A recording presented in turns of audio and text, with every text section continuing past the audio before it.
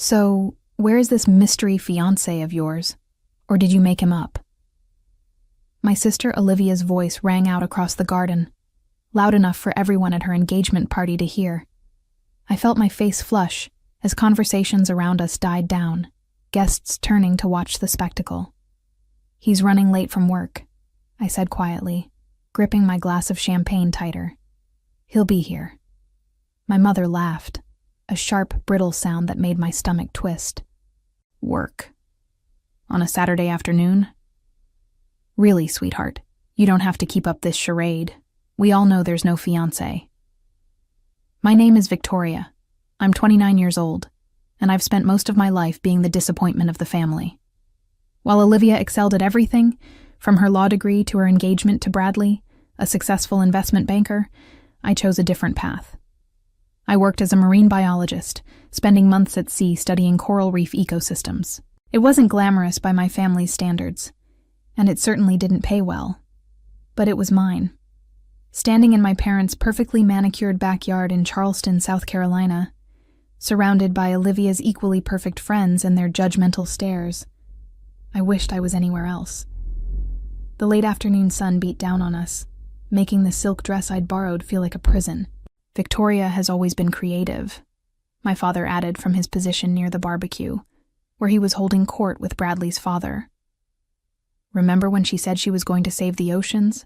Now she's inventing boyfriends." The guests laughed. Some looked uncomfortable, but most seemed entertained by my humiliation. Olivia smiled sweetly, her hand resting on Bradley's arm, her enormous diamond ring catching the sunlight. She called 2 weeks ago to tell me about this party, and in a moment of weakness, I'd mentioned I was seeing someone. That single comment had spiraled into my family assuming I was engaged, and when I tried to correct them, they'd talked over me, already planning how to show me up at Olivia's celebration. "Tell us about him then," Olivia pressed, her green eyes glinting with malicious glee. "What does this phantom fiancé do? Where did you meet him?" I opened my mouth, then closed it. The truth was complicated. 3 months ago, I'd met someone during a research expedition in the Caribbean. His name was Alexander, and he'd been funding marine conservation projects across the region. We'd spent 2 weeks together, talking late into the night about ocean preservation, sharing meals in tiny coastal restaurants, watching sunsets from his yacht. When the expedition ended, he'd kissed me goodbye and said he'd see me again soon. Since then, we'd exchanged messages, video calls when his schedule allowed, and he'd visited me twice in Charleston. But we'd never discussed labels or the future. We simply existed in this strange, wonderful space where I felt more understood than I ever had in my life. "He's in environmental work," I said carefully. "He invests in conservation projects." My mother snorted. "So he's unemployed. That tracks." "No, Mom. That's not what I said." "A trust fund baby playing activist," Bradley interjected with a smirk. "How progressive of you, Victoria." I felt tears burning behind my eyes but refused to let them fall. This was exactly why I'd stopped coming to family events. Every holiday, every birthday, every celebration turned into an opportunity for them to remind me that I wasn't good enough, that I'd chosen wrong, that I was a failure. "He's actually quite successful," I said, hating the defensive note in my voice. "He's just private about his work." "Because he doesn't exist," Olivia sang out, and several guests chuckled. My phone buzzed in my pocket. I pulled it out, seeing Alexander's name on the screen. "Running late. Traffic. Be there in 20 minutes. Love you." My heart squeezed at those last 2 words. He'd started saying them a week ago, and every time it felt like a small miracle. "Let me guess," my father said, noticing my phone. "He's canceling?" "He's 20 minutes away," I replied, my voice barely audible. "Sure he is," my mother said, exchanging glances with my Aunt Patricia, who'd flown in from Atlanta for the occasion. "Victoria, sweetheart, it's okay to be alone. You don't have to invent a relationship to make yourself feel better about your choices." "I'm not inventing anything." "Then where's the ring?" Olivia demanded, grabbing my left hand and displaying it to the crowd. You said you were engaged, but there's no ring. Because there's no fiancé. I pulled my hand back, my cheeks burning. I never said I was engaged. You all just assumed. Because you let us, my mother interrupted. You let us believe you'd finally found someone because you knew we'd pity you otherwise. And here we are, pitying you anyway because you got caught in your own lie.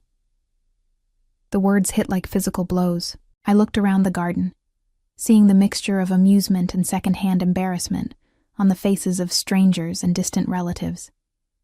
The fairy lights strung between trees that would look magical at dusk now seemed to mock me, promising a celebration I'd never be part of. I think I should go, I whispered. No, stay, Olivia said quickly, her voice saccharine sweet. I want to meet this mysterious fiancé, unless you're admitting there isn't one. I checked my phone again. 15 minutes. I could endure 15 more minutes of this torture. Alexander was real. He was coming. He'd meet my horrible family, and then I'd never have to see them again. I'd already decided, standing here in this garden full of people who should love me, but only seemed capable of cruelty, that this was the last time. After today, I was done. I'll wait, I said quietly. My mother sighed heavily. Victoria, this is just sad. You're making this worse for yourself. But I held my ground, checking the time on my phone every few seconds, willing Alexander to arrive and prove them all wrong. The party continued around me, but I felt like I was standing in a bubble of isolation. Olivia had moved on to showing off her wedding venue photos on her phone to a cluster of admirers, occasionally glancing my way to make sure I was still there, still suffering. My mother had cornered me by the drink table, continuing her assessment of my life choices. You know, when you were younger, I had such hopes for you, she said, refilling her wine glass. You were so bright, so full of potential. And then you went off to study fish and threw it all away. I have a doctorate in marine biology, Mom. I didn't throw anything away. A doctorate that pays how much? $40,000 a year? $50 if you're lucky? She shook her head. Meanwhile, Olivia is making 6 figures at her firm, marrying a man who makes even more. She's building a life. You're just floating. The irony of using the word floating about someone who spent half their life underwater wasn't lost on me, but I didn't bother pointing it out. My mother had never understood my work. To her, success was measured in salary and social status, not in published research or conservation efforts. I like my work, I said simply. That's what people say when they've failed at everything else. I excused myself and wandered to the edge of the garden, where the perfectly trimmed hedges gave way to a view of the marsh beyond. This house, this life, had never felt like home to me. I'd grown up here, sure, but I'd never belonged. Olivia had always been the golden child, the one who made our parents proud. I'd been the strange one, the girl who brought home injured birds and spent hours reading about ocean ecosystems instead of socializing at country club events. My phone buzzed. 10 minutes out. Can't wait to see you. I typed back quickly. Warning. My family is awful. I'm sorry in advance. I can handle awful. See you soon. I smiled despite everything, tucking my phone away as my Aunt Patricia approached. She was my mother's younger sister, equally obsessed with appearances and social standing. She'd never married, which made her particularly vicious about other people's relationships. Your mother told me about your imaginary boyfriend, she said without preamble. I have to say, Victoria, it's a bit pathetic even for you. He's not imaginary, Aunt Patricia. Then where is he? It's been what? An hour since the party started? Any real boyfriend would have made it by now. I didn't bother explaining about traffic or work commitments. It wouldn't matter. They'd made up their minds about me years ago, and nothing I said would change their perspective. I was the failure, the disappointment, the one who'd never measure up to Olivia's achievements. My father joined us, Bradley in tow. Everything all right over here? Just chatting with Victoria about her mysterious fiancé, Patricia said with a knowing smile. Bradley laughed. Come on, Victoria. You can admit it. There's no guy. It's okay to be single. Some people just aren't meant for relationships. The condescension in his voice made my jaw clench. Bradley had always treated me like a child, even though I was only 2 years younger than him. He was exactly the kind of man my family admired. Wealthy, confident, and completely lacking in genuine warmth or empathy. He's on his way, I repeated for what felt like the 100th time. Sure he is, my father said. Look, sweetheart, we're not trying to be cruel. We're just concerned. You've always been a bit different. And that's fine. But you don't need to make up stories to fit in. Different. That word had followed me my entire life. Different because I preferred books to parties. Different because I chose science over law or business. Different because I actually cared about making a difference instead of making money. Different because I didn't see the value in their shallow, materialistic world. I'm not making anything up, I said, my voice tight. Olivia appeared at my father's elbow, her expression one of exaggerated sympathy. Victoria, I know you wanted today to be about you too, but this is getting embarrassing. Can you please just admit there's no fiancé so we can all move on? Why do you care so much? I shot back, surprising myself with my sudden anger. Why does it matter to you if I'm dating someone or not? Because you're humiliating yourself, Olivia said, her voice dropping to a harsh whisper. And by extension, you're humiliating all of us. Do you know how many people have asked me why my sister is lying about having a boyfriend? It reflects poorly on our entire family. I stared at her, this beautiful, accomplished woman who had everything she could want, and realized she was jealous. Not of what I had, but of the possibility that I might have found something she hadn't. Genuine connection with someone who valued me for who I was, not what I could do for them. He'll be here in 5 minutes, I said quietly. And then you can all apologize. My mother laughed. Oh, Victoria, you really committed to this, didn't you? What happens when 5 minutes pass and no one shows up? What's your excuse then? I checked my phone. Alexander had sent a new message. Arriving now. Where should I land? Land. My stomach did a small flip. He couldn't mean what I thought he meant. Could he? Before I could respond, a sound cut through the ambient party noise, the distinctive thump-thump-thump of helicopter blades. Everyone in the garden fell silent, looking up as the sound grew louder. My mother's face went pale. Is that a helicopter? It's probably just passing over, my father said, but he sounded uncertain. The helicopter appeared over the tree line, sleek and black, descending toward the open field adjacent to the property. The downdraft from the blades sent napkins and decorations flying, causing guests to scramble for cover. Olivia shrieked as her carefully arranged centerpieces toppled. I stood frozen, my heart pounding as the helicopter touched down gracefully about 50 yards away. The blades began to slow, and through the tinted windows, I could see Alexander's familiar silhouette. He was really here. He'd come in a helicopter. Victoria? My mother said weakly. That's my fiancé, I said, and for the first time all day I smiled. The helicopter door opened, and Alexander emerged, looking impossibly handsome in dark slacks and a crisp white shirt, sleeves rolled to his elbows.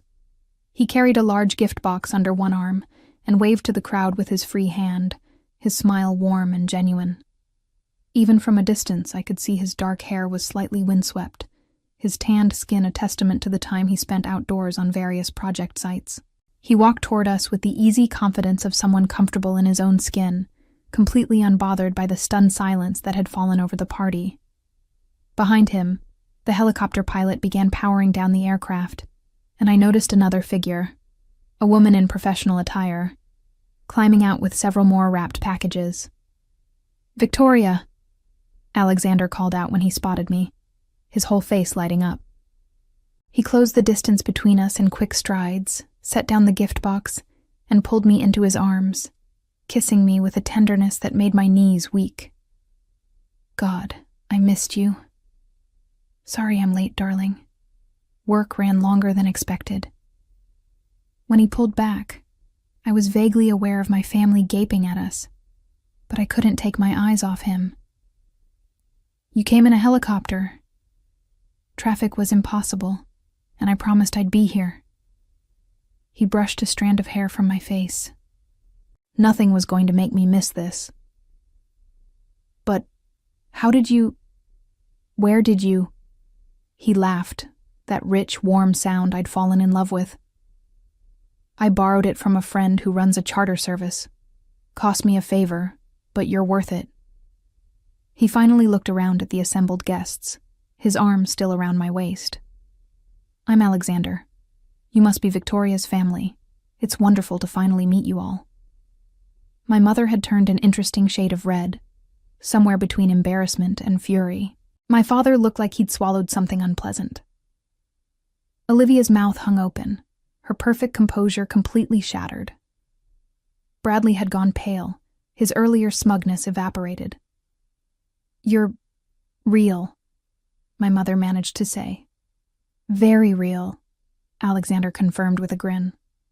And very much in love with your daughter. I apologize for the dramatic entrance. I know it's Olivia's celebration, and I didn't mean to steal focus. He turned to my sister, extending his free hand. Congratulations on your engagement. Victoria's told me wonderful things about you. That was a lie, but a gracious one. Olivia mechanically shook his hand, her eyes fixed on his watch, a vintage Patek Philippe that probably cost more than her car. The helicopter, my father started. Just a convenient way to avoid traffic, Alexander said easily. I was at a project site in Colombia, and when Victoria told me about today, I knew I couldn't miss it. We've been apart too long already. He squeezed my waist gently. The woman from the helicopter had reached us, carrying an armload of elegantly wrapped gifts. Where would you like these, sir? These are for you, Alexander said to Olivia and Bradley. Just a few things Victoria and I picked out. We wanted to contribute to the celebration. Olivia accepted the packages with trembling hands. There were 5 boxes, each wrapped in expensive-looking paper with elaborate bows. She set them on the nearest table and carefully opened the first one. Inside was a crystal vase, clearly antique, clearly expensive. The second box held a set of monogrammed silver candlesticks. The third contained a gift certificate to one of Charleston's most exclusive restaurants, along with a bottle of wine that made Bradley's eyes widen. This is a 1982 Chateau Margaux, Bradley breathed, carefully examining the bottle. This costs... It's nothing, Alexander said dismissively. Just wanted to celebrate the happy couple properly. My Aunt Patricia had crept closer, openly staring at Alexander like he was some exotic creature. What exactly do you do, young man? I work in environmental conservation, Alexander replied. Specifically, marine ecosystem preservation. That's how Victoria and I met, actually. She was consulting on one of my projects in the Caribbean. Consulting? My mother echoed, looking at me with new eyes. Victoria's research is crucial to several initiatives I'm funding, Alexander explained. Her work on coral reef regeneration has been groundbreaking. I'm trying to convince her to come work for me full-time, but she's committed to her current research position. He looked at me with such genuine pride that my chest tightened. She's brilliant, your daughter, though I suspect you already know that. The silence that followed was deafening. My family, who'd spent the last hour mocking me, stood there realizing they'd badly miscalculated. Alexander wasn't some made-up boyfriend or trust fund activist. He was real, he was successful, and he clearly adored me. I brought something for you too, Alexander said, turning back to me. From his pocket, he produced a small velvet box. My heart stopped. I know we said we'd wait, but I couldn't hold on to this any longer. He opened the box, revealing a ring that took my breath away. It was a deep blue sapphire, surrounded by small diamonds, set in platinum. The stone caught the light, seeming to hold the ocean itself within its depths. "Victoria, I know your family thinks I'm some phantom you invented," he said, loud enough for everyone to hear but speaking only to me. "But I'm real, and so is what I feel for you. I've been carrying this ring for 2 weeks, waiting for the right moment. And I realize the right moment is whenever I'm with you. Will you marry me? Really marry me? Not just let your family assume things?" Tears were streaming down my face now, but they were good tears, happy tears. "You already know my answer." "Say it anyway," he murmured, smiling. "Yes. Yes, of course, yes." He slid the ring onto my finger and it fit perfectly, like it had been made for me. Because it had. He told me later he'd gotten my ring size from a mutual colleague who'd noticed which gloves I wore in the lab. The sapphire gleamed in the afternoon sun, and I couldn't stop staring at it. Alexander kissed me again, deeper this time, and I heard someone in the crowd gasp. When we broke apart, he kept his arm around me, anchoring me to this moment, to this reality that was so much better than anything I could have imagined. "So?" he said cheerfully to my family. "I understand there were some doubts about my existence. Completely fair. Victoria and I have been keeping our relationship mostly private. She wanted to be sure before introducing me to everyone. But I'm here now, and I'm not going anywhere. She's stuck with me." My mother opened her mouth, closed it, tried again. We didn't mean..." "It's fine," I said quietly, finding my voice. "You made your opinions very clear. All of you did." I looked around at the assembled guests, at my family's mortified faces, at Olivia's barely contained fury at having her spotlight stolen. "Thank you for that. It made what happens next much easier." "What happens next?" my father asked warily. "We leave," I said simply. "Alexander and I have plans this evening, and I don't think we're needed here anymore. Olivia, congratulations again on your engagement. I hope you have a beautiful wedding." I turned to my parents. "And thank you for hosting today. It's been very illuminating." "Victoria, wait," my mother said, reaching for my arm. "We should talk." "Should we? About what? How you spent the last hour telling everyone I was a liar? How you mocked my career, my choices, my life?" I shook my head. "I don't think there's anything left to say." Alexander's assistant had been standing quietly to the side, but now she approached with a large envelope. "These are for the bride and groom," she said, handing it to Olivia. "From Victoria and Alexander for the wedding." Olivia opened the envelope with shaking hands and pulled out what appeared to be a check. Her eyes widened. This is $50,000. "For the wedding expenses," Alexander said casually. "Victoria mentioned you were planning something elaborate. Consider it our gift. Use it however you'd like." The amount of money was staggering, especially coming from someone my family had assumed was either unemployed or a trust fund baby playing at activism. $50,000 was more than generous. It was a statement. Bradley looked like he might faint. "We really should go," I said, taking Alexander's hand. "We have dinner reservations, and the helicopter needs to be back by sunset." As we walked toward the helicopter, my family stood frozen in the garden, surrounded by their stunned guests. I could hear the whispered conversations starting up, the speculation about who Alexander really was, how much money he had, what it meant that he'd arrived in a helicopter bearing expensive gifts. But I didn't care. For the first time in my life, I didn't care what they thought. Alexander helped me into the helicopter, and as we lifted off, I looked down at the party below. Olivia was still clutching the check, my parents were arguing with each other, and the guests were scattered across the lawn, phones out, probably already posting about the dramatic turn of events on social media. You okay? Alexander asked, buckling himself in beside me. I'm perfect, I said, and meant it. The ring on my finger caught the light, the sapphire winking like a promise of better things to come. The helicopter ride back to the city felt surreal. Alexander held my hand the entire time, occasionally lifting it to his lips to kiss my knuckles, careful not to disturb the ring that still felt impossibly foreign on my finger. Below us, Charleston's historic district gave way to the harbor, then the open water I knew so well from my research vessels. The pilot, a weathered man named Douglas who clearly knew Alexander well, navigated us smoothly toward the downtown helipad. I can't believe you did that, I said for probably the 10th time since we'd taken off. Alexander grinned. Which part? The helicopter? The gifts? The very public proposal? All of it. You didn't have to. Yes, I did, he interrupted gently.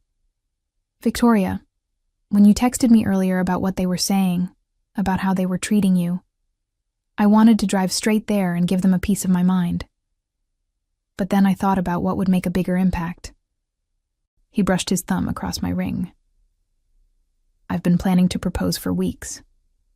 I had this whole elaborate thing arranged for next month when we'd both be back in the Caribbean. Sunset on the beach.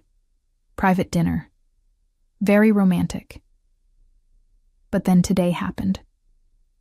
And I realized the most romantic thing I could do was show up for you when you needed me. My throat tightened with emotion. You showed up in a helicopter. With gifts. And proposed in front of everyone. I may have gotten a bit carried away, he admitted with a sheepish smile. But your family needed to understand that you're not some afterthought or disappointment. You're extraordinary, Victoria. What you do matters. The research you published last year on coral bleaching prevention has been cited in 17 different conservation proposals. Do you know how many reefs could be saved because of your work? I looked down at our intertwined hands. This was what my family had never understood. To them, success meant money and prestige. To Alexander, to me, success meant making a difference, contributing something meaningful to the world. The fact that we'd found each other still felt like a miracle. What was the project site you were at today? I asked, partly to change the subject, partly because I was genuinely curious. Alexander's conservation work took him all over the world, and I loved hearing about his latest initiatives. Colombia, he said. We're working with local communities to establish protected marine zones. There's this incredible reef system off the coast that's been damaged by industrial fishing, and we're trying to give it a chance to recover. I met with government officials this morning, then flew straight here. Technically, I should have stayed another day for follow-up meetings, but I told them I had something more important to attend. Alexander, you didn't have to abandon your work for the woman I love? Yes, I did. And they understood. Well, mostly. He laughed. My project manager was less than thrilled about rescheduling everything, but she'll survive.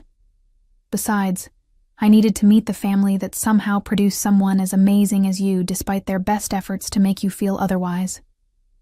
The helicopter began its descent, and I watched the city rise up to meet us. Alexander had texted me the address while we were still at my parents' house. A luxury hotel in downtown Charleston, with rooftop access for helicopter landings. It was the kind of place I'd never stayed, the kind of extravagance I'd always considered wasteful. But as we touched down and Alexander helped me out, his hand steady on my elbow, I felt a small thrill of excitement. I booked us a suite, he said as we walked toward the rooftop access door, leaving Douglas to handle the helicopter. I thought you might not want to go back to your apartment right away. Too many feelings to process, maybe? He was right. The thought of being alone in my small apartment, replaying the events of the afternoon, made my chest tight. That sounds perfect. The suite was on the top floor, with floor-to-ceiling windows overlooking the harbor. It was decorated in soft neutrals, with a king-size bed that looked impossibly comfortable, and a sitting area with a view that made me catch my breath.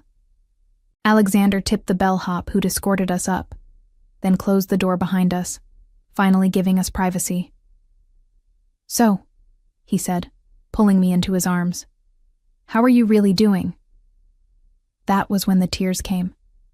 Not the happy tears from the proposal, but the hurt, angry tears I'd been holding back all afternoon.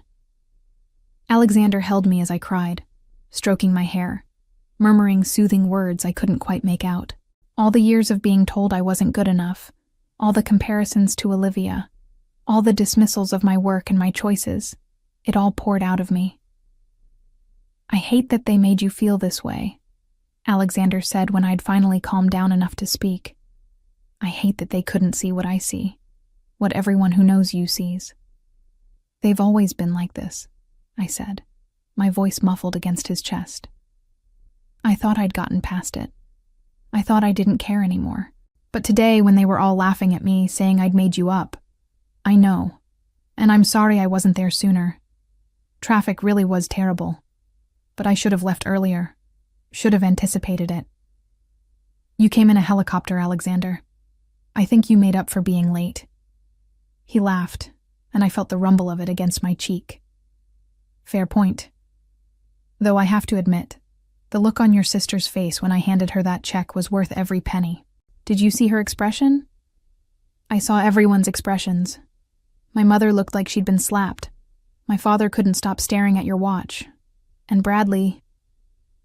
I pulled back to look at him. You do know that wine was probably worth more than all the other gifts combined, right? I have a very good wine broker, Alexander said with a shrug. And I wanted to make a point. They thought you'd settled for some nobody. I wanted them to understand that you could have anyone you wanted, and you chose someone who sees your worth. Did you really spend $50,000 just to prove a point? I spent $50,000 on my future sister-in-law's wedding because my fiancé deserves to have her family see her as she truly is. Generous, kind, and far too good for any of them. He cupped my face in his hands. Besides, I can afford it. The Marine Conservation Fund has been doing extremely well, and several of my other investments have paid off better than expected. $50,000 is a drop in the bucket, and if it makes them think twice before dismissing you again, it's money well spent. I should have been uncomfortable with such casual mention of money, but I understood what he was really saying. He was protecting me the only way he knew how, using the language my family understood, wealth and status, to force them to reconsider their treatment of me. What happens now? I asked. My phone has been buzzing nonstop since we left. I'm afraid to look at it. Then don't. Not tonight. Tonight is about us, about celebrating our engagement properly. He glanced at his watch. We have dinner reservations at 8. That gives us 2 hours to relax, decompress, and forget about your family's drama. Tomorrow we can deal with the fallout. Tonight I just want to be with my fiancé. The word still felt strange, wonderful, terrifying. Fiancé. I was someone's fiancé. Alexander's fiancé. My phone buzzed again, insistent, and Alexander sighed. You should probably check that, just in case it's work or something important. I pulled my phone from my clutch and immediately wished I hadn't. 23 missed calls, 47 text messages, 3 voicemails, all from my mother. The texts ranged from accusatory to apologetic to demanding, but it was the voicemail from my mother that made my blood run cold. I put it on speaker so Alexander could hear. Victoria, you need to call me back immediately. I don't know what game you're playing, but that man is not who he says he is. I had Patricia look him up, and there's hardly any information about him online. No social media, no company websites, nothing. Either he's hiding something, or he's scamming you. Call me back right now so we can figure out how to handle this before you embarrass the family further. I stared at my phone, my mother's words echoing in the elegant hotel suite. Alexander had gone very still beside me, his expression unreadable. For a moment doubt crept in. Not doubt about him, but doubt about my own judgment. How well did I really know him? We'd spent a total of maybe 6 weeks together in person over the past 3 months. Everything else had been video calls, messages, emails about research and conservation projects. "Say something," I whispered. Alexander ran a hand through his hair. A gesture I'd learned meant he was organizing his thoughts. "Your mother's not entirely wrong. I don't have social media. I don't advertise my work publicly. And if someone searches for me online, they won't find much beyond a few mentions in obscure environmental journals and some conference attendance records." My stomach dropped. Why? Because about 5 years ago, I learned the hard way that being too public about conservation work attracts the wrong kind of attention. He walked to the window, looking out at the harbor. I was working on a project in the Philippines, trying to shut down an illegal fishing operation that was destroying a protected reef. I was young, idealistic, and very vocal about it. I did interviews, posted on social media, made myself a target. Someone decided to make an example of me. What happened? They burned down the research station I was funding. 3 local staff members were injured. 1 lost an eye. His voice was flat, controlled, but I could hear the pain underneath. After that, I made a choice. I could keep fighting publicly and put more people at risk, or I could do the work quietly, behind the scenes, where I could actually make a difference without painting targets on the backs of the people helping me. I moved to stand beside him, taking his hand. "I'm so sorry. It's ancient history now, but it's why I keep a low profile. The people who need to know who I am, government officials, conservation organizations, researchers like you, they know. Everyone else doesn't need to know. It makes me more effective." He squeezed my hand. "But I understand why that looks suspicious to your family. To them, someone without a strong internet presence must be either irrelevant or hiding something. My mother thinks you're scamming me."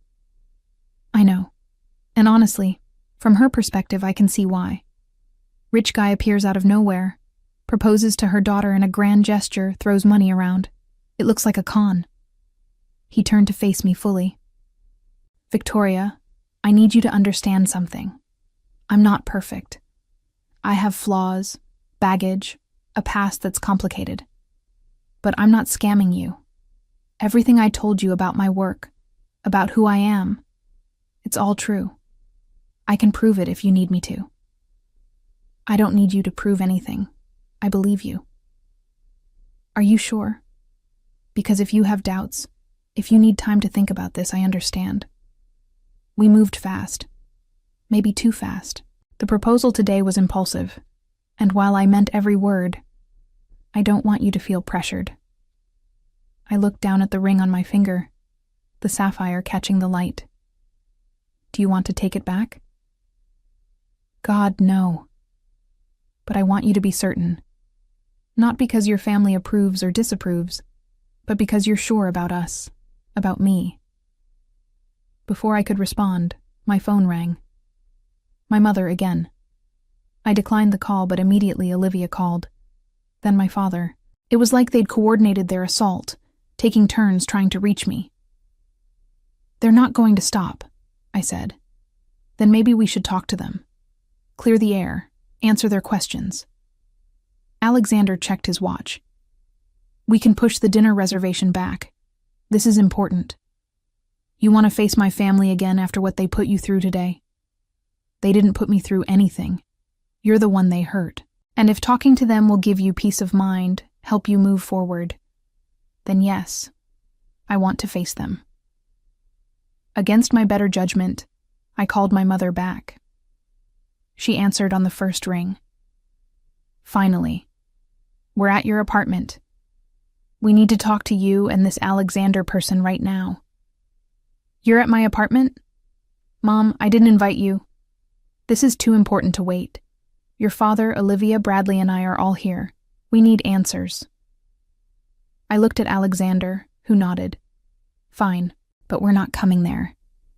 If you want to talk, meet us at the waterfront cafe in 30 minutes. It's public, neutral territory. Victoria, this is a family matter. We shouldn't discuss it in public. Those are my terms. Take them or leave them. I surprised myself with the firmness in my voice. My mother was quiet for a moment. Fine. 30 minutes. I hung up and immediately felt exhausted. I can't believe they went to my apartment. This is your family showing their true colors, Alexander said, sitting beside me on the bed. And honestly, it might be better to do this now, get everything out in the open rather than let it fester. They have questions. We'll answer them. Then we move on with our lives. What if they try to convince me you're dangerous? What if they make me doubt you? He took both my hands in his. Then you doubt me. That's your right. But I hope, after everything we've been through together, after all our conversations about conservation and research and the future we could build together, that you know who I am. I leaned against him, drawing strength from his solid presence. I know who you are. You're the man who spent 3 hours helping me sort coral samples even though you had meetings to attend. You're the man who cried when we saw those baby sea turtles hatch. You're the man who listens when I talk about my work. Really listens, and asks questions because you genuinely care. I know you, Alexander. Good. Then let's go talk to your family and help them understand what you already know. We changed for dinner, me into a simple navy dress I'd packed in my overnight bag, Alexander into a fresh shirt he'd apparently stashed in the suite earlier. As we took the elevator down to the lobby, I tried to prepare myself for another confrontation. The waterfront cafe was a casual spot overlooking the marina, popular with tourists and locals alike. We got there first and claimed a large table on the outdoor patio, positioning ourselves with a view of the entrance. You okay? Alexander asked, ordering us both waters from the hovering waitress. No, but I will be. I twisted the ring on my finger, a nervous habit I'd apparently already developed. My family arrived exactly on time, my mother leading the charge with my father, Olivia, and Bradley trailing behind. My mother looked like she'd been crying, her makeup slightly smudged. Olivia appeared angry, her jaw set in a way I recognized from childhood arguments. Bradley looked uncomfortable. My father's expression was carefully neutral. They sat down without greeting us, and an awkward silence fell over the table. The waitress, sensing the tension, quickly took drink orders and fled. So, my mother began, her voice tight. Are you going to explain yourself? Or are we supposed to just accept that you've suddenly gotten engaged to someone we know nothing about? I don't need to explain anything to you, I said quietly. But I'll do it anyway. Alexander and I met 3 months ago during a research expedition he was funding. We've been dating since then. Today, he proposed. I said yes, that's the entire story. 3 months? Olivia scoffed. You've known him for 3 months, and you're engaged. Victoria, that's insane. You got engaged to Bradley after 6 months, I pointed out. That's different. We ran in the same social circles. Our families knew each other. You met this man on some random island. The Caribbean, Alexander interjected politely. And it wasn't random. I own property there. Victoria was conducting research on a reef system I've been working to preserve. My father leaned forward. What exactly do you do, Alexander? What's your company? Where's your office? I run a private conservation fund. I don't have a company in the traditional sense, and I don't have an office. I work from wherever the projects are. And this fund, it's profitable? Profitable enough. I also have other investments, real estate, some tech startups, a few renewable energy ventures. The fund is my passion project. The investments are how I fund it. But there's nothing online about you, my mother pressed. Patricia searched everywhere. What kind of legitimate businessman has no online presence? Alexander's expression remained pleasant. The kind who values privacy and security. I've had threats, serious ones, from people who don't appreciate my conservation work interfering with their profits. I keep a low profile to protect myself and the people I work with." "That's very convenient," Bradley said, speaking for the first time. He'd been studying Alexander with a calculating gaze. "No online presence means we can't verify anything you're saying. For all we know, that helicopter was rented with money you don't have. Those gifts were bought on credit, and you're running some elaborate long con on Victoria." The accusation hung in the air. I felt my face flush with anger, but Alexander put a calming hand on my knee under the table. "You're right," he said, surprising everyone. "You can't verify what I'm saying through a simple internet search, but I can provide verification if you need it. I have bank statements, property deeds, investment portfolios. I can give you the contact information for the director of the Caribbean Conservation Alliance, the head of marine biology at the University of Miami, who collaborates with my fund, and the governor of the province in Colombia, where I was working this morning. They'll all vouch for who I am and what I do." "Then why not just put this information online?" my father demanded. "Because as I explained to Victoria, I learned the hard way that public exposure in this line of work can be dangerous. But I'm not asking you to take my word for it. I'm offering you concrete proof." Alexander pulled out his phone. "I'm sending you all the contact information right now, along with authorization for them to discuss my work and finances with you. Call them, email them, do whatever due diligence you need. I have nothing to hide." My phone buzzed as the email arrived. I glanced at it.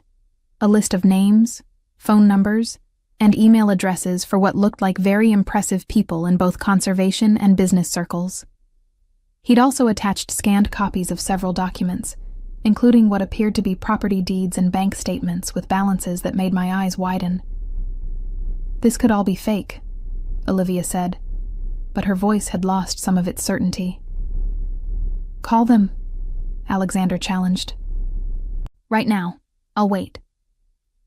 My father glanced at his phone, scrolling through the attachments. I watched his expression shift from skepticism to surprise to something that looked like grudging respect.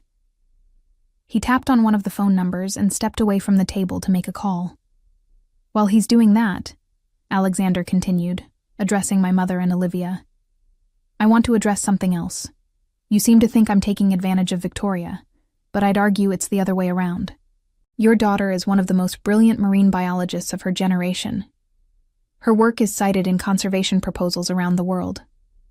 She's dedicated her life to protecting ocean ecosystems, while most people her age are focused on building wealth and status, and you've spent today treating her like she's a failure because she chose purpose over profit."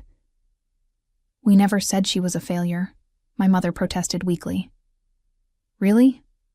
Because I heard you tell her she threw away her potential. I heard you mock her career choice. I heard you suggest she'd invented me because no real man would want her.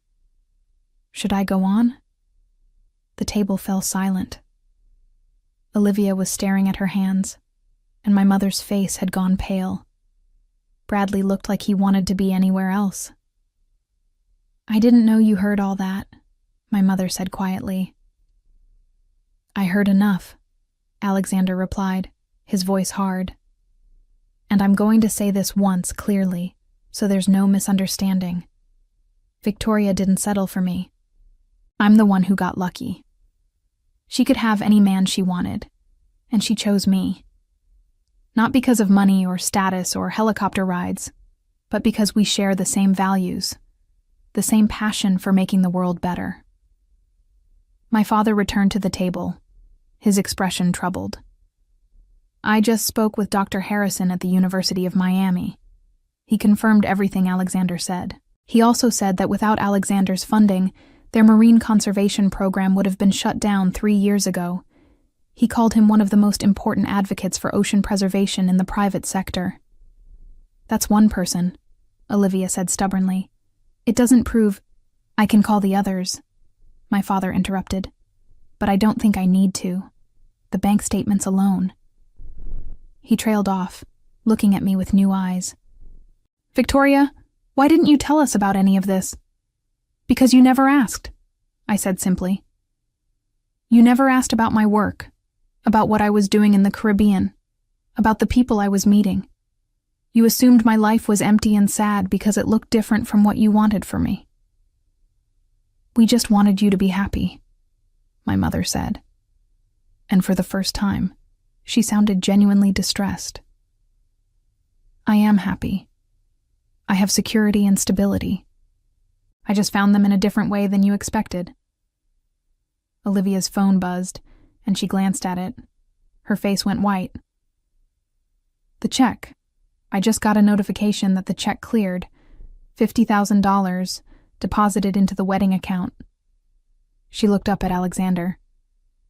You really just gave us $50,000. I really did. Consider it an investment in family peace, though I'm starting to think that might have been optimistic on my part. Bradley had been reading through something on his phone, and now he set it down with a heavy sigh. I looked up the Columbia project Alexander mentioned. It's real. There are news articles about it, government press releases, everything.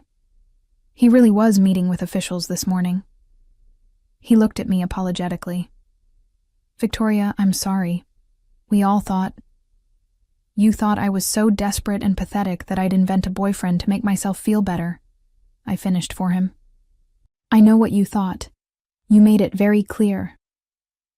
We were wrong, my father said firmly. He turned to Alexander, extending his hand. I apologize for our suspicion and our behavior today. You came to celebrate with us, and we treated you and Victoria abominably. Alexander shook his hand, though I could feel the tension in his body. I appreciate the apology, but it's not me you need to apologize to. Victoria's the one who's been carrying the weight of your disappointment and criticism for years. All eyes turned to me, and I felt the familiar urge to smooth things over, to forgive and forget, because that was easier than confrontation. But Alexander's hand found mine under the table again, anchoring me. I'm not going to tell you it's okay, I said slowly. What happened today wasn't okay. What's been happening for years isn't okay. You've made me feel like a disappointment my entire adult life because I chose a different path than Olivia. You've dismissed my work, mocked my choices, and today, you publicly humiliated me. An apology is a start, but it doesn't erase the hurt. What can we do? My mother asked, tears streaming down her face. I don't know if you can, I admitted. But if you want to try, it starts with respecting my choices. It means acknowledging that my career has value. It means treating Alexander with courtesy. It means understanding that we may not have a close relationship for a while, because I need to protect myself from more hurt. We can do that, my father said. Victoria, we love you. We always have. We just didn't show it well. I need to see that, not just hear it, I replied. And honestly, right now, I need space. Alexander and I have a dinner reservation, and I'd like to enjoy our engagement without more family drama. Olivia reached across the table, her hand hovering near mine. I'm sorry, Victoria. Really sorry. I should have defended you. I didn't, and that was cowardly. You're my sister. I should have been better. It was the most genuine thing I'd heard from her in years. I took her hand and squeezed it briefly. Thank you for saying that. The wedding, she said hesitantly. I know today was supposed to be about my engagement, and instead it became about you and Alexander. I was angry about that, but I shouldn't have been. If you want to bring him to the wedding, I'd like that. I looked at Alexander, who gave a small nod. We'll think about it. We stood, and to my surprise, my father stood too, pulling me into a hug. I'm proud of you, he whispered. I should have said that years ago. I'm proud of the work you do, the person you've become, and the man you've chosen. The words cracked something open in my chest, and I found myself hugging him back, tight. Maybe we could fix this. Maybe not. But at least we were trying. As Alexander and I walked away from the cafe, his arm around my waist, I felt lighter than I had in years. 2 weeks after Olivia's engagement party, I woke up in Alexander's arms in my small apartment. We'd spent the past 14 days in a blissful bubble, mostly ignoring the outside world except for our work commitments. He'd extended his stay in Charleston, working remotely while I continued my research at the coastal lab. Every morning, we had coffee together. Every evening, we cooked dinner and talked about everything and nothing. It was perfect. Too perfect. My phone buzzed on the nightstand. A text from Olivia. "Family dinner tonight at Mom and Dad's. Please come. We need to talk about something important." I showed Alexander the message. He was already awake, his dark hair mussed from sleep, looking unfairly handsome in the morning light filtering through my curtains. "Do you want to go?" he asked. "Not particularly. But if we're going to try to rebuild this relationship, I suppose I should make an effort." "Then we'll go. Together." I texted back a confirmation, and Olivia responded immediately with a heart emoji. That alone was suspicious. My sister didn't use heart emojis with me. We weren't that kind of siblings. The day passed quickly. I spent the morning at the lab, analyzing water samples from our latest reef survey. Alexander joined me for lunch, bringing sandwiches from my favorite deli and sitting patiently while I explained my findings about nutrient levels and their impact on coral health. He asked intelligent questions, genuinely interested, and I was reminded again of why I'd fallen for him. He saw my work as important, not as a quirky hobby or a phase I'd grow out of. At 6 that evening, we pulled up to my parents' house in Alexander's rental car. The same perfectly manicured lawn, the same imposing facade, but somehow it felt less intimidating now. Maybe because I had Alexander beside me. Maybe because I'd finally stood up for myself. My mother answered the door, and to my surprise, she pulled me into a hug. A real one, not the stiff, obligatory embraces I was used to. "Thank you for coming," she said softly. "Both of you." Inside, the dining room table was set for 6. My father was opening a bottle of wine, not the expensive kind Alexander had gifted them, but a decent vintage nonetheless. Olivia and Bradley were already seated, looking nervous. "What's going on?" I asked, as Alexander pulled out my chair. "We wanted to talk to you about something," my father began. "After what happened at the party, your mother and I have been doing a lot of thinking. About how we've treated you, about our priorities, about what really matters." My mother took a shaky breath. "We've been terrible parents to you, Victoria, for years, and we want to make amends."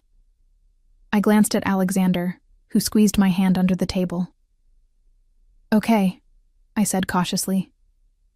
"We've set up a fund," my father continued, "for marine conservation research. In your name.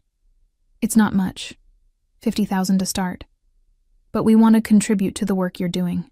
We want to support you the way we should have been supporting you all along." I stared at them, speechless. $50,000. The same amount Alexander had given Olivia for her wedding. "We also want to feature your work in our holiday letter this year," my mother added. "For years we've been bragging about Olivia's accomplishments to our friends, but we've barely mentioned you. That changes now. We want people to know that our daughter is doing important work, making a real difference in the world." "And I want to apologize again," Olivia said, her voice small. "I've been thinking about what you said, about how I should have defended you. You were right. I was jealous of you, Victoria. Not of what you had, but of the fact that you had the courage to choose your own path, to do what made you happy regardless of what anyone else thought. I've spent my whole life trying to be what Mom and Dad wanted, and you just didn't. You were brave, and I was a coward." Tears were streaming down my face now. Alexander handed me his napkin, his own eyes suspiciously bright. "I don't know what to say," I managed. "You don't have to say anything," my father replied.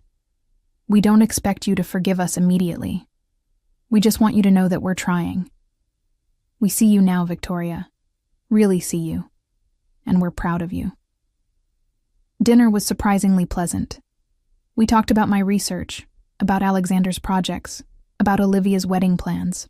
Bradley asked intelligent questions about coral reef ecosystems, and my mother actually listened when I explained the intricacies of my work. It felt like having a real family dinner for the first time in years. As we were leaving, Olivia caught my arm. "There's something else," she said quietly. "I've been talking to the partners at my firm.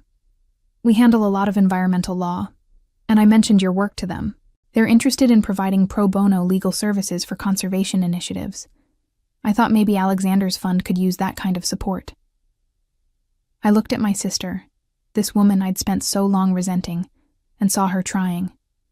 Really trying. "That would be amazing, Olivia. Thank you. It's the least I can do." In the car on the way back to my apartment, Alexander was quiet. Finally he said, "That was unexpected." Good unexpected or bad unexpected? Good. Definitely good. Your family really is trying. They are. I didn't think they would. But they are. He brought my hand to his lips. "You deserve this, Victoria. You deserve to have people who see your worth. I have you. That's enough. You have me, and now you have them too. You can have both." Maybe he was right.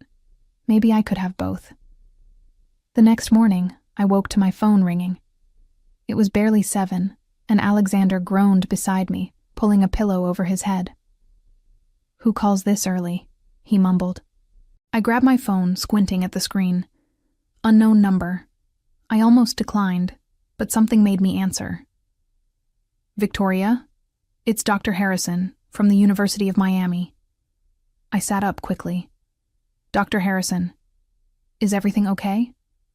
"More than okay. I'm calling because we've had a development. You know the reef restoration project you consulted on last year?" "Of course." It had been one of my favorite projects, working with Dr. Harrison's team to develop new techniques for coral propagation. "The results are in, and Victoria, they're extraordinary. We're seeing a 92% survival rate in the transplanted corals. That's unprecedented. We're going to publish the findings, and we want you as lead author." My heart stopped. "Lead author?" "You developed the methodology. You should get the credit. This is going to change the field, Victoria. This is the kind of breakthrough that saves reefs around the world." After I hung up, I turned to Alexander, who'd given up on sleep and was watching me with a smile. "Good news?" "The best news. The reef project. It worked. It really worked. And they want me to lead the publication." He pulled me into his arms, laughing. "Of course it worked. You're brilliant. I've been telling you that for months." "This is huge, Alexander. This could mean grants, more research opportunities, maybe even a permanent position at the university." Dr. Harrison mentioned they're creating a new marine conservation chair. He thinks I should apply. "Then you should apply. Victoria, this is everything you've worked for." But a permanent position would mean staying in Miami. And Alexander's work took him all over the world. The reality of our situation suddenly crashed over me. "What's wrong?" he asked, reading my expression. "If I take a position in Miami, and you're traveling constantly for your projects, then we figure it out. I can base myself out of Miami. I have property in the Caribbean, remember? It's a short flight, and most of my work can be done remotely anyway. The only time I need to be on site is for major meetings or project launches." "You'd do that? Restructure your whole life?" "Victoria, I'd restructure my whole life 100 times over if it meant being with you. You're not asking me to give anything up. You're giving me a reason to build a home base, something I've never had. I've been nomadic for years because I had no reason to stay anywhere. Now I have a reason. You."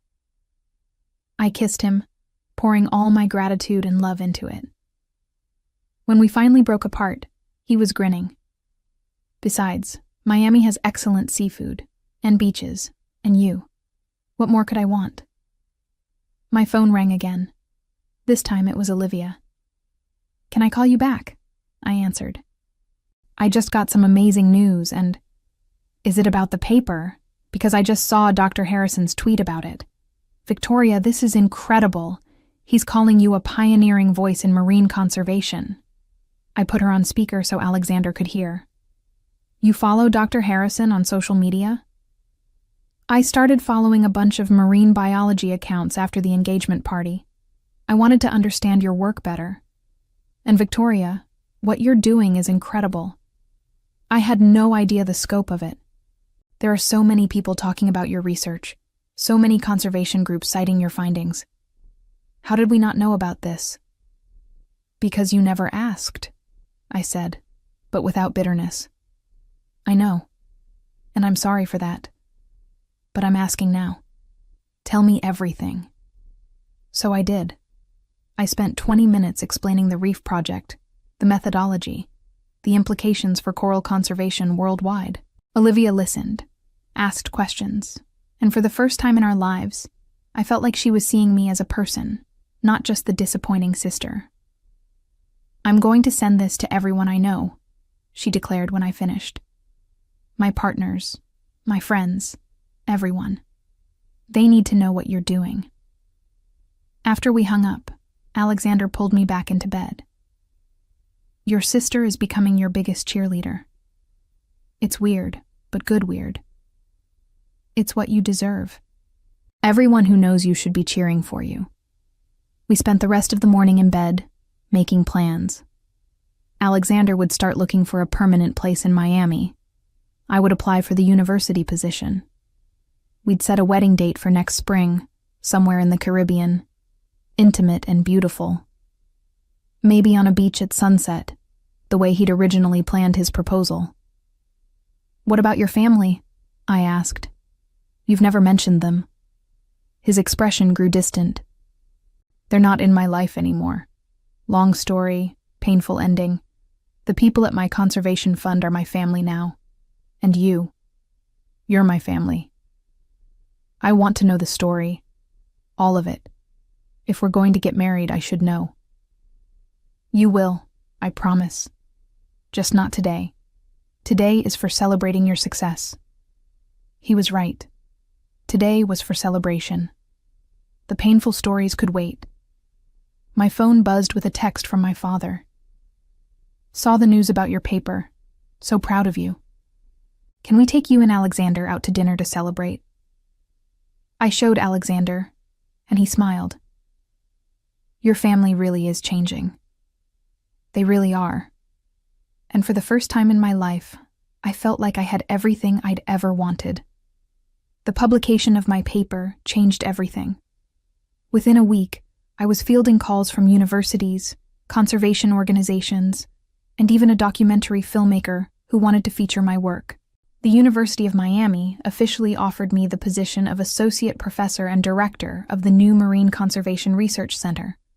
Alexander threw an impromptu celebration at a waterfront restaurant, inviting my family, colleagues, and several of his conservation partners. My mother cried when she gave her toast. I'm so sorry it took me this long to see what an extraordinary woman my daughter is. But I see it now. And I will spend the rest of my life making sure she knows how proud I am. My father stood next, his voice thick with emotion. Victoria has always been brave enough to follow her heart, even when we tried to push her in a different direction. She's taught me that success isn't measured in dollars or status, but in the impact we have on the world. My daughter is changing the world, one reef at a time. Olivia's toast surprised me most. I spent my whole life being the golden child, the one who did everything right. But watching Victoria, I realized I was doing everything safe. She took risks. She chose passion over prestige. And she found more happiness than I've ever known. Victoria, you're my hero. I hope someday I have half your courage. When it was my turn to speak, I looked around the table at the faces of people who loved me, supported me, believed in me. Alexander beside me, his hand warm in mine. My family, imperfect, but trying. My colleagues, excited about the future of our research. 3 months ago, I went to my sister's engagement party expecting to be humiliated, I began. I was prepared for my family to mock me, dismiss me, treat me like a failure, and they did. But then something amazing happened. Alexander showed up in a helicopter. Laughter rippled around the table, but more importantly, he showed up for me.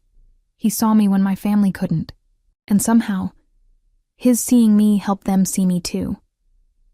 I'm not going to pretend the years of hurt don't exist. They do. But I'm choosing to focus on the future, on the family we're building together, on the work we're going to do to make the oceans healthier and more resilient. Thank you all for being here, for supporting this work, and for believing that one person really can make a difference. Later, as the party wound down, Bradley pulled me aside. I owe you an apology too, he said. I was dismissive of your work, of Alexander, of everything you'd built. I bought into the narrative that success looked a certain way, and anything different was less than. But you've taught me something important. You've taught me that there are different kinds of wealth, and the kind you have, purpose, passion, love, that's the kind that actually matters. Thank you, Bradley. That means a lot. Olivia and I have been talking. We want to do more with our lives than just accumulate money. We're thinking about getting involved in conservation work, maybe funding some projects, using our legal and financial skills to make a difference. Would you and Alexander be willing to talk to us about it? I'd love that. As guests started leaving, my mother took my hand. I know I can't undo the past, but I want you to know that I'm going to be better. I'm going to be the mother you deserved all along. Just keep trying, Mom. That's all I ask. She hugged me tight, and I felt her tears on my shoulder. I love you so much, Victoria. I'm so sorry I didn't show it better. I love you too, Mom. After everyone left, Alexander and I walked along the waterfront, the city lights reflecting on the dark water. He pulled me close, and we stood there in comfortable silence, watching boats drift past. This is what I wanted for you, he said softly. This recognition, this support, this love from your family. You deserve all of it. I have you to thank for it.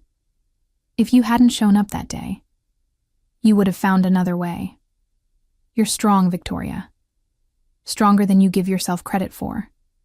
I just helped speed things along. With a helicopter, he laughed.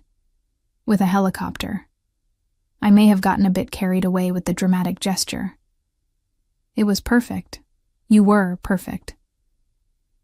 We stood there a while longer, planning our future.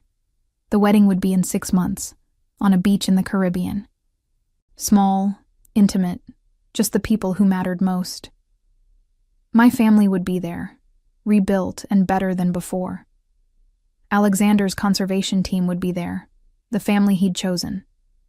And we'd start our life together, working side by side to protect the oceans we both loved. Thank you, I whispered. For what? For seeing me, for showing up, for loving me exactly as I am. That's the easy part. You're impossible not to love. As we walked back to the car, I thought about the journey that had brought me here. The years of feeling invisible, inadequate, wrong. The moment at Olivia's party when I'd hit rock bottom. And then Alexander, descending from the sky like something out of a fairy tale, changing everything. But he hadn't changed me. He'd just helped me see what was already there. My worth, my strength, my right to take up space in the world.